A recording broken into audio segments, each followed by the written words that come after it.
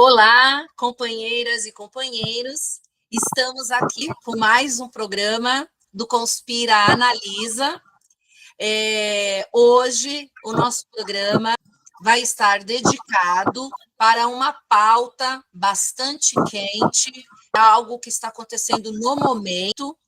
Nós tivemos, na semana passada, manifestações em várias capitais do nosso país sobre o tema da escala 6x1. E hoje nós estaremos com um convidado, que é o professor Ézio Expedito. Ele é militante da conspiração social, é professor e diretor da rede pública estadual de São Paulo e diretor do Centro Guarulhos, que é o sindicato das professoras e professores do ensino privado de Guarulhos. Olá, professor Ézio, e obrigado por ter aceitado o nosso convite. Ok, brigadão para você, Eliane, tudo bem?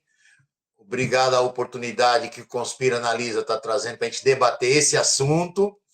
E obrigado também a Dani, né, que está aí operando essa máquina digital para que a gente possa promover essa conversa.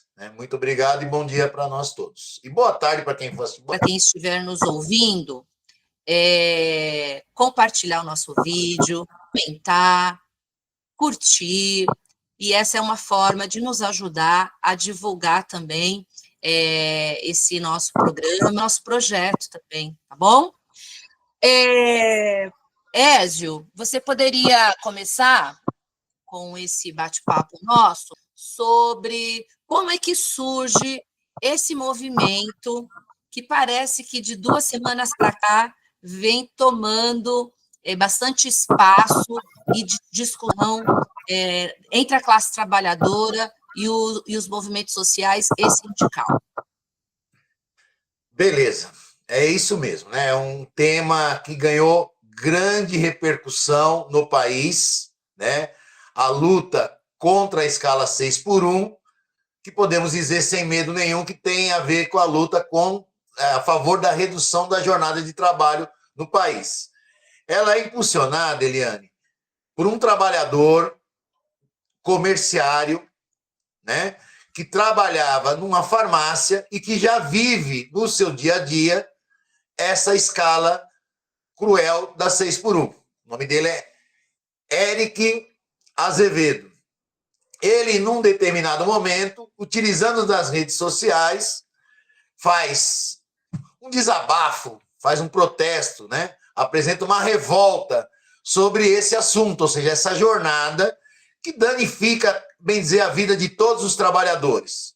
Em específico, essa jornada 6x1, mas que nós sabemos que, no bojo, na essência desse debate, o que está debatendo é a alta jornada de trabalho que ainda temos no país, independente dela ser pela escala 6x1 ou por outra escala. Então, ao fazer isso, ele chama atenção em 2 pontos que eu acho que são principais para essa discussão. Qual é a primeira questão? É que a jornada de trabalho que nós temos hoje no país é uma jornada que leva ao adoecimento dos trabalhadores e das trabalhadoras, né? Nós temos hoje, cada vez mais, trabalhadores e trabalhadoras em todas as situações, em todas as possibilidades de jornada, vivendo um processo de total esgotamento, tanto físico como esgotamento mental. Só para você ter ideia, eu vou aproveitar e registrar aqui, a Associação Nacional de Medicina, que trata de analisar as doenças ocupacionais, apresenta o Brasil como o 2º maior país em acolhimento ou tratamento de profissionais, trabalhadores e trabalhadoras com doenças profissionais, né, que vêm no bojo do trabalho. Nós só perdemos, para você ter ideia, para o Japão, que ocupa o 1º lugar já há um bom período.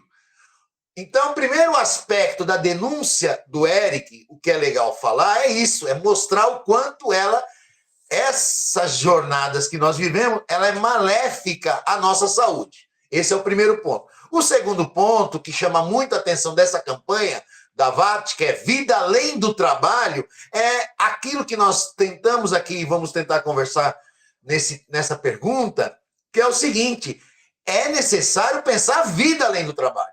Isso é uma coisa muito rica. Por que isso, Eliane?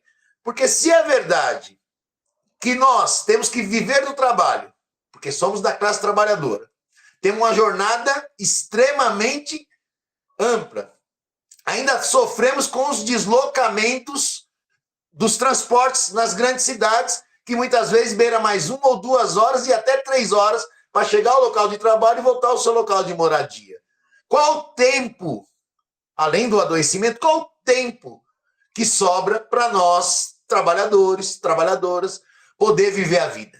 Esse é o segundo debate que eu acho que é muito importante, que a campanha, vamos dizer assim, impulsionada pelo Eric, né, que hoje, é bom registrar também, foi eleito recentemente na eleição municipal agora desse ano, para vereador, trouxe para a gente discutir. Ou seja, além da questão da doença, essa jornada coloca o dedo na ferida da importância de viver. E viver significa viver as outras dimensões da nossa vida, da nossa humanidade. Por exemplo, se você reduz a jornada de trabalho, você possibilita a gente usufruir das outras dimensões da vida humana. Conviver com a família, ter mais lazer, ter mais espaço para estudo, ter mais convivência com os amigos, usufruir da arte, da cultura, ou até mesmo produzi-la, né, de uma forma de hobby, de terapia, vamos dizer assim. Ou seja, há um leque de coisas que é importante a gente viver, compartilhar, que é necessário tempo. E esse tempo só é possível de existir se nós tivermos uma redução da jornada de trabalho, né? Então, essa campanha, eu acho que ela atinge de cara, do ponto de vista da relação do mundo do trabalho, essas duas questões fundamentais da vida humana.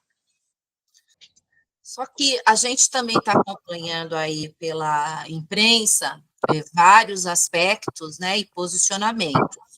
Uma coisa é a gente acompanhar aquela imprensa progressista, de esquerda, né, que estamos fazendo uma tremenda campanha favorável, né. Só que a gente também tem observado e acompanhado que existe uma discussão sobre, talvez, não sei se é uma falsa polêmica, é por isso que vai essa pergunta, para você desmembrar, sobre a questão da lucratividade e da produtividade, né? E também já pegar um gancho, se já existem experiências com essa escala reduzida de trabalho em outros países. Essa sua pergunta ela é importantíssima, né? Por que ela é importantíssima? Primeiro que ela quebra essa ideia mentirosa que boa parte do setor do mercado, quando eu falo mercado, nós estamos falando das pessoas que ganham dinheiro através do comércio, ou do sistema financeiro, ou da indústria, e também, aí nós colocamos também as mídias corporativas, as mídias que hoje não tem dúvida nenhuma das empresas de comunicação da burguesia. De falar que isso seria uma catástrofe para o país. Mas não é verdade. Muitos países, Eliane, é bom aqui registrar, muitos países já têm uma jornada menor que a do Brasil. E é muito importante aqui deixar claro que nenhum desses países quebraram sua economia. Outra coisa importante de registrar, mesmo daqueles países que tardiamente reduziu a sua jornada, ao contrário de diminuir a produção, aumentou a produtividade. E além de aumentar a produtividade, Eliane, também aumentou a contratação de trabalhadores e trabalhadoras, né? Então, isso é muito importante. Então, no Brasil, ele pode abrir essa possibilidade de aumento de produtividade e também de novas contratações.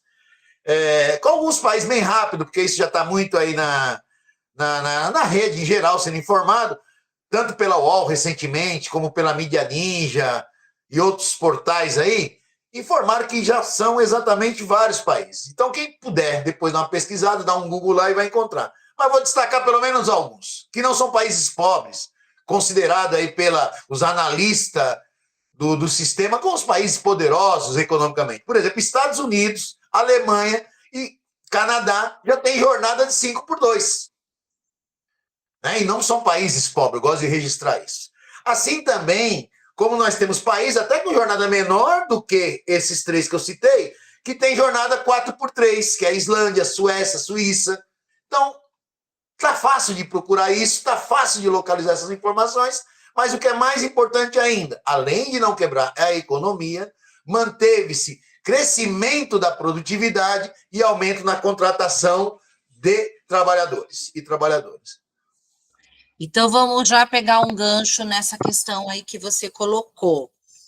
Por que, Ézio? Aí vamos expressar já a lógica que o posicionamento da conspiração socialista e dialogando com outros setores. Por que será que tem setores da imprensa, né, do empresariado, mesmo sabendo que lucratividade e produtividade em outros países têm experiências positivas, né, tem setores contra essa campanha?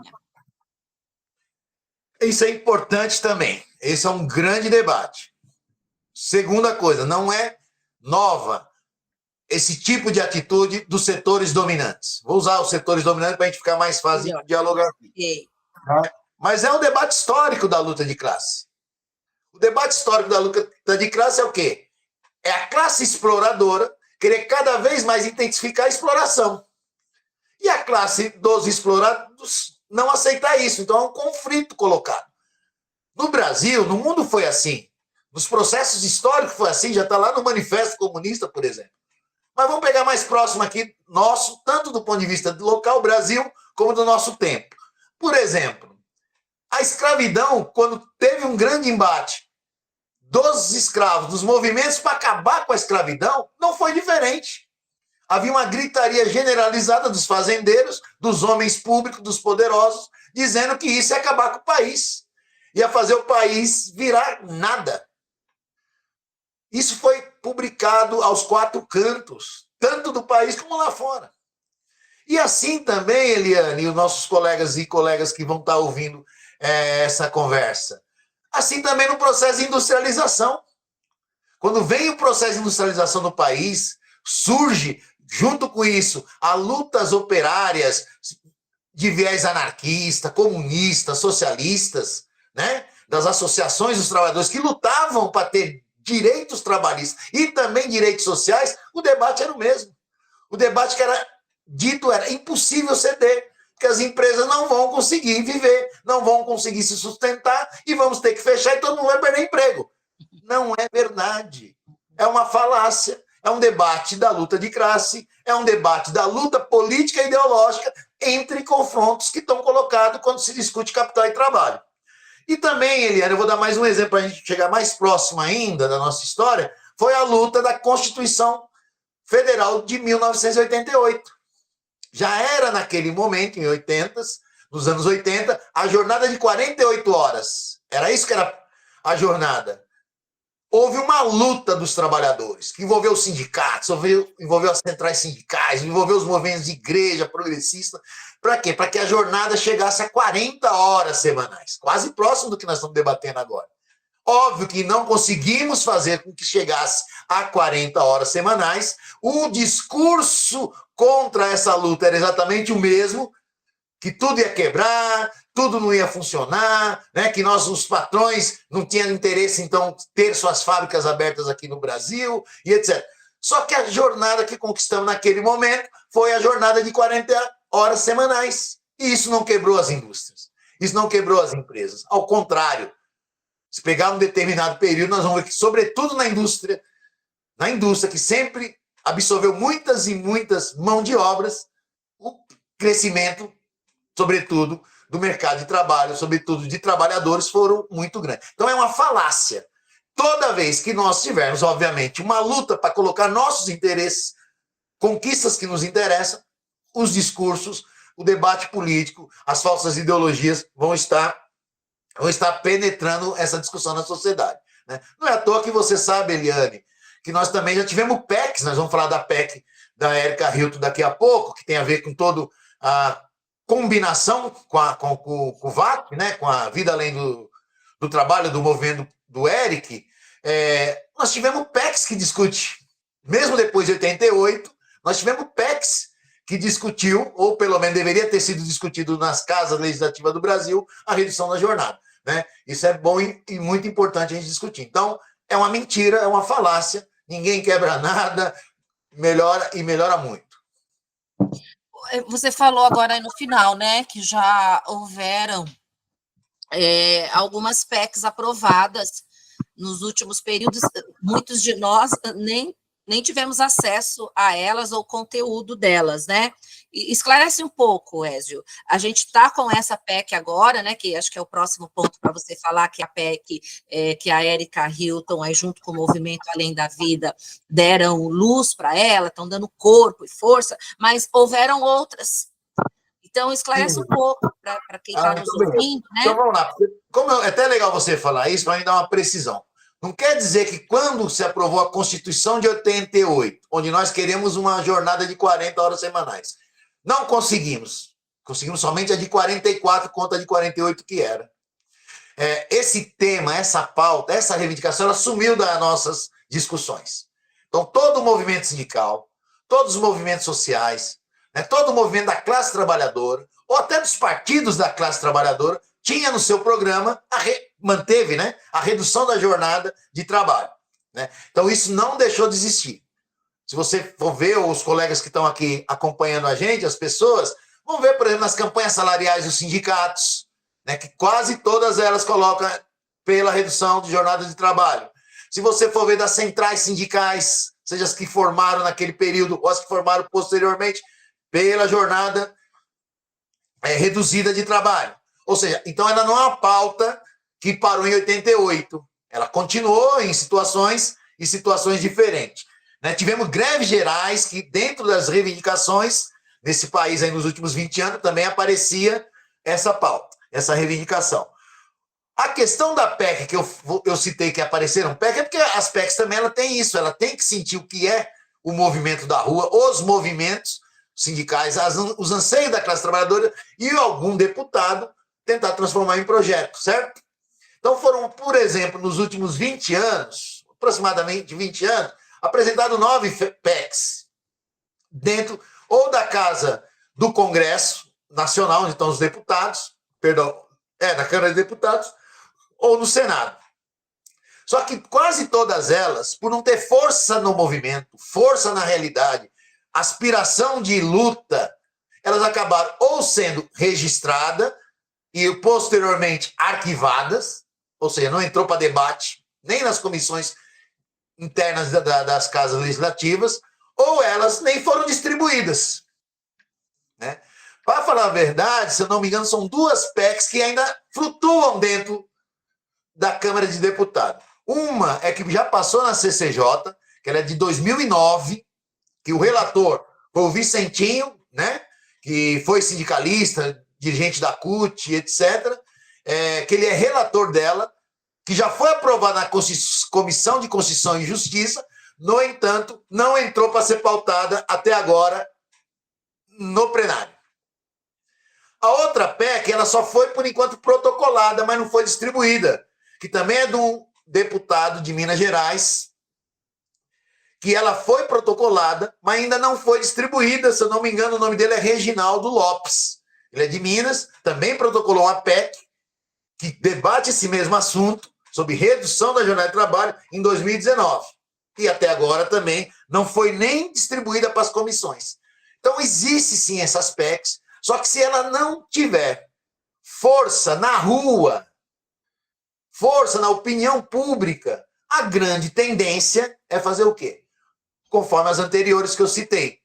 Serem arquivadas, não serem votadas e muitas vezes nem caminhar dentro da casa ou das comissões que tem dentro do Congresso e do Senado.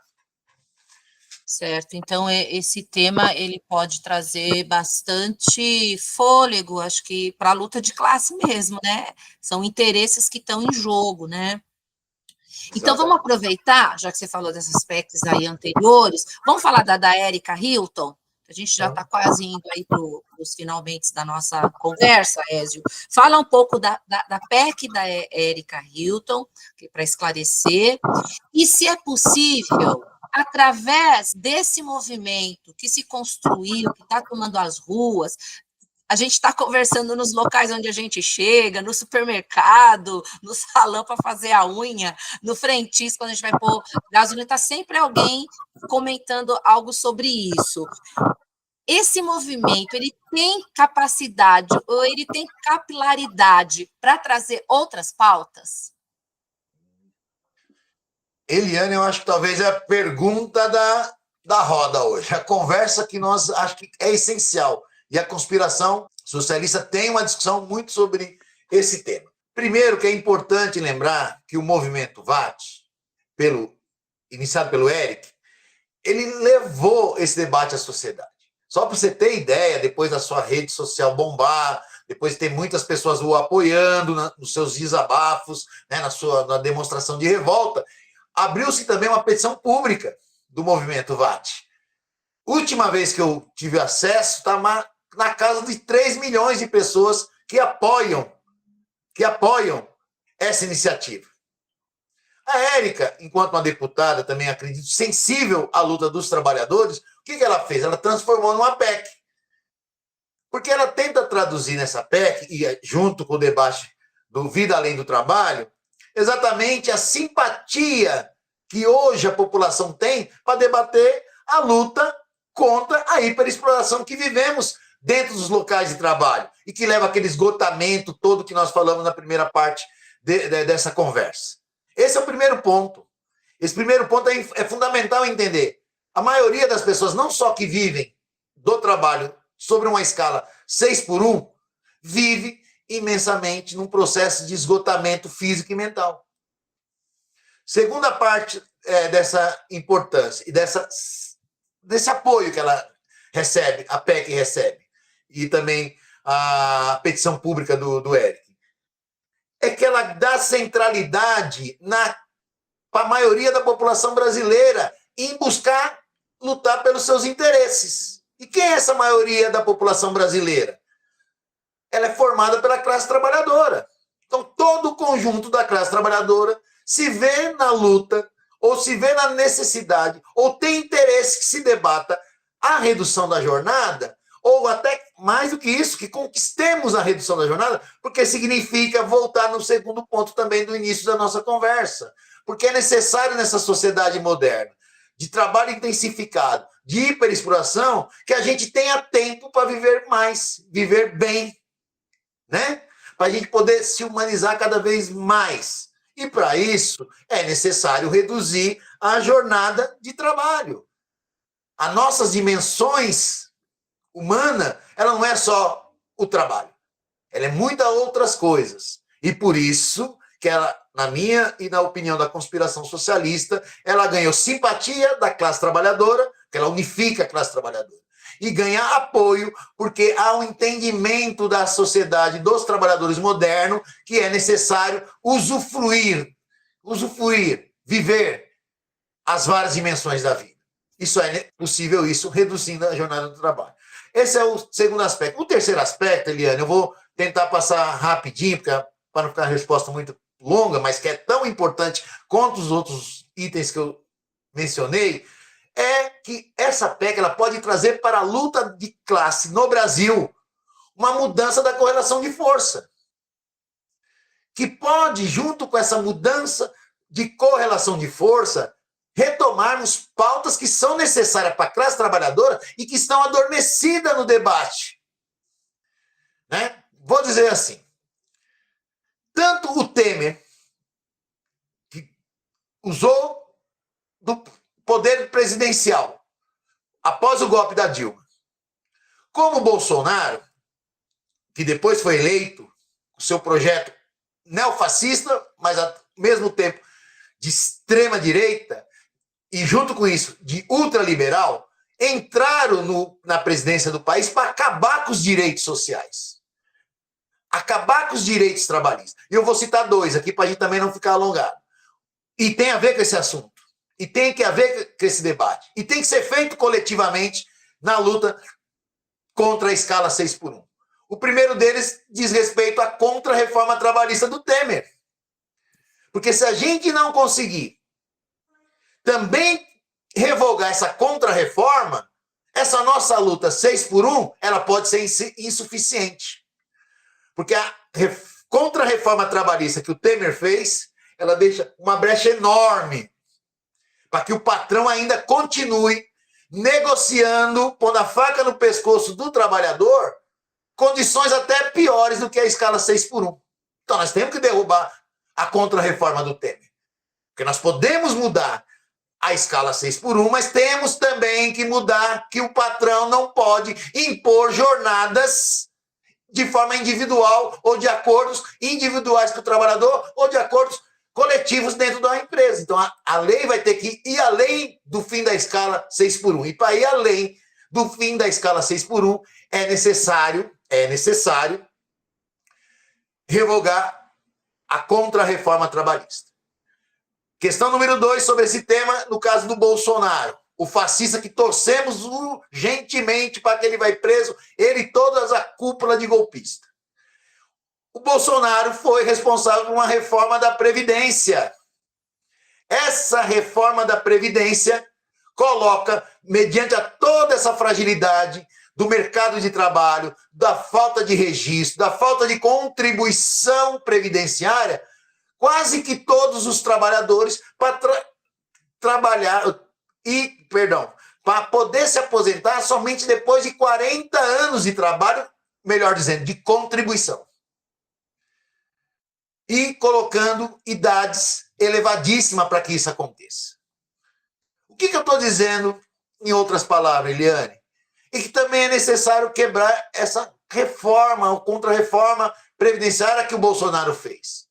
Porque se nós estamos falando aqui, que nós estamos debatendo um tema que diz respeito à vida além do trabalho, é inadmissível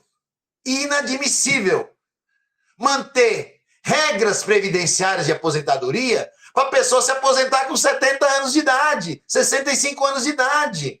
Porque na média dos trabalhadores, de vida dos trabalhadores, as pessoas, quando você pega, sobretudo, os cantões das cidades de São Paulo, por exemplo, a cidade de Tiradentes, Grajaú, Marcilac, vivem 62 anos. 64 apertado. Oxe, como você me deixa uma regra para aposentadoria de 65 anos? Ou seja, parece, não gosto de fazer isso, porque o Marx já ensinava, né? A história não se repete, a não ser se for por farsa ou tragédia. Parece que nós, nesse tema, nós temos que se atentar também. Por que tem que se atentar? Senão nós estamos reproduzindo a lei da sexagenária, que é aquela pessoa que poderia deixar de ser escrava com 60 anos. Só como que a pessoa deixava de ser escrava com 60 anos e ia viver do quê? Depois estava totalmente sem condições físicas, sem condições mentais. Isso é quando vivia até os 60 anos. Então, a contra-reforma da Previdência feita pelo Bolsonaro, ela tem volto a repetir, não quero usar a repetição da história, mas ela acaba colocando isso. Nós, trabalhadores, temos que trabalhar quase a exaustão, e quando estiver perto da aposentadoria, bem dizer, estamos indo, igual diz nas fábricas, eu fui metalúrgico também, viu, Eliane? Nas fábricas, nós já estamos com o pé na cova para se aposentar. Isso, alguns, mas a grande maioria, pela média de vida dos trabalhadores, corre o risco de nem isso acontecer, morrer antes de se aposentar. Então é necessário que encampe, as mobilizações encampe, a luta social encampe também a luta contra as reformas trabalhistas de Temer e contra as reformas feitas por Bolsonaro. Bem, então tá colocado aí o desafio, né? Talvez para trazer vida para o movimento sindical, para o movimento social, a gente tomar as ruas, porque o debate do 6x1, pelo que você colocou, ela faz a panela de pressão ferver na busca de outras pautas e por direitos também, né? Ainda mais em tempos de uberização, de contrato precário, né? Do prevalecer o negociado sobre o legislado, né? Ézio, então, vamos aproveitar essa questão de levantar outras pautas, esse fôlego que esse movimento está trazendo para um movimento nas ruas, com a pauta da classe trabalhadora, que unifica a classe trabalhadora. E eu vou fazer aí uma pergunta para a gente ter um posicionamento da conspiração socialista, e a gente já vai aí encaminhando para o final da nossa entrevista. Que tem setores na esquerda que está fazendo algumas ressalvas sobre essa pauta, e até colocando que esse levante, né, dos movimentos, dos trabalhadores, de talvez trazer um pouco mais de ânimo para que a gente venha retomar as ruas, pode resvalar sobre o governo Lula. E ela talvez traria, estou falando resvalar de uma forma não muito positiva para o governo Lula. O que a conspiração socialista, qual a opinião da conspiração socialista sobre essa questão? A conspiração socialista não tem acordo nenhum com esse tipo de posição. Nenhum. E é bom lembrar que a conspiração fez a campanha e apoiou no primeiro e segundo turno, com todos os senões possíveis, a eleição do Lula. Porque aqui ninguém é irresponsável de não entender, eu falo a conspiração não é irresponsável de entender o que significaria um segundo mandato do Bolsonaro. Então, em primeiro lugar, deixar bem claro isso. Aqui nós não estamos nesse debate ou nessa luta para querer fragilizar o governo Lula. Nós fazemos uma leitura exatamente ao contrário desses setores, tanto da esquerda, né, como também de setores da mídia digitais aí, do campo da chamada dos progressistas, que diz que temos que tomar cuidado, não podemos ir para a rua, isso abre espaço para de novo um 2013 e tal. Nós não concordamos com isso. Nós achamos o contrário. Nós achamos que para ganhar do Bolsonaro, mediante a situação que estava colocada, até a frente ampla foi necessária. Foi necessária e derrotou o Bolsonaro. Agora, o que não dá para esquecer é que, ao ampliar a frente, nós trouxemos vários elementos, pessoas, organizações da direita para dentro do governo. Ao ter essas pessoas dentro do governo, há um debate todo dia na sociedade, há um debate todo dia nos jornais, na imprensa burguesa, há um debate todo dia desses setores da direita com o governo, nos seus cafés, nos seus colóquios, nos seus almoços, nos seus jantares, nos seus cafés, exigindo cada vez mais proteção para os ricos, proteção para a burguesia. Isso é uma pressão dioturna que o governo sofre. Nós, trabalhadores do movimento de esquerda, temos que oferecer o quê nesse momento? Temos que oferecer as nossas pautas. Temos que oferecer os nossos interesses para que esse governo dê certo. Então, trazer o povo para a rua é fortalecer um programa, é fortalecer um futuro. O que significa dizer isso? Se é verdade que foi feita a frente ampla e esses elementos da direita puxam para o lado, né, dos seus interesses, nós, enquanto parte dessa frente ampla, temos que chamar, sim, já que apoiamos a candidatura do Lula, né, e ela foi formada com a frente ampla, nós temos que chamar a responsabilidade dos movimentos sociais, dos movimentos sindicais, como pauta como essa da escala 6x1, e que nem eu falei, indo além de outros temas, como a questão da contra-reforma previdenciária, e também indo além, no caso, colocando a contra-reforma trabalhista, colocar o povo na rua para fazer esse enfrentamento. Porque a burguesia estava fazendo esse enfrentamento contra nós antes da luta contra a escala 6x1. Quer cada vez mais ter direito, quer cada vez mais ter isenção, quer cada vez mais ter privilégio, quer cada vez mais se abocanhar do orçamento público, e nós não podemos ficar calados. Então, setores que dizem esquerda, seja ele sindicalista ou de movimentos sociais ou de partido, que acha que fazer luta está errado, com todo respeito, Eliane, sem ser sectário, não deveria ser chamado ou se auto-chamar de movimento de esquerda ou de sindicalista ou de movimentos sociais.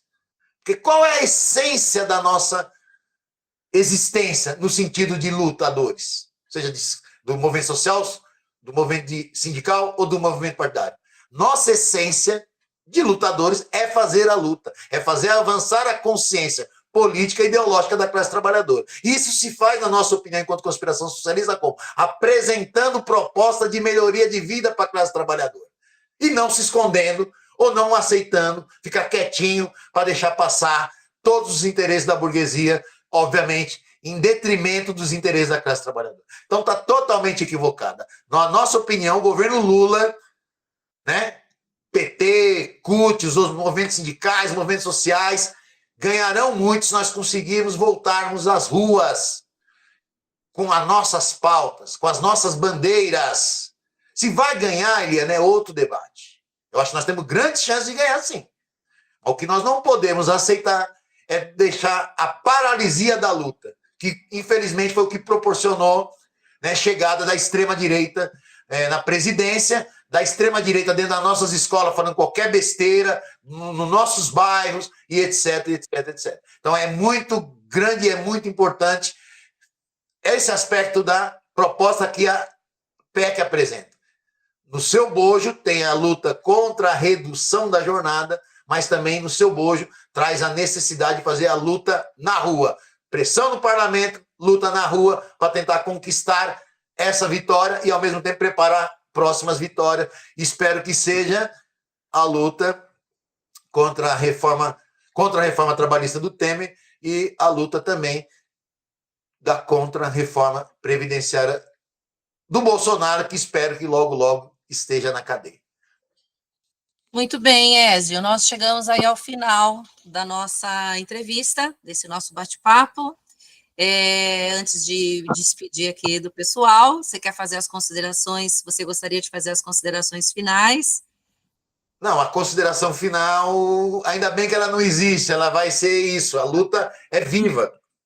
Ela vai aparecer, nós vamos ter que se encontrar nas ruas, companheiros e companheiras, nós vamos ter que se encontrar nas redes também, não tem problema nenhum, mas ela não substitui as ruas, né? A conspiração vai estar junto com a classe trabalhadora, sobretudo numa luta tão importante como essa, que diz respeito à redução da jornada de trabalho e os outros temas que nós tratamos aqui. E vida longa ao programa da conspiração, né? A Conspira Analisa. Volto a agradecer a Eliane pelo convite e também agradecer a Dani, que está aqui operando os mecanismos digitais para que esse projeto vá às redes. Um abraço e muito obrigado. Então, a gente vai encerrando aqui o nosso programa de hoje. Nos encontraremos nos movimentos de rua. Não esqueçam de compartilhar esse nosso programa, curtir e comentar. Um abraço a todos e até o próximo.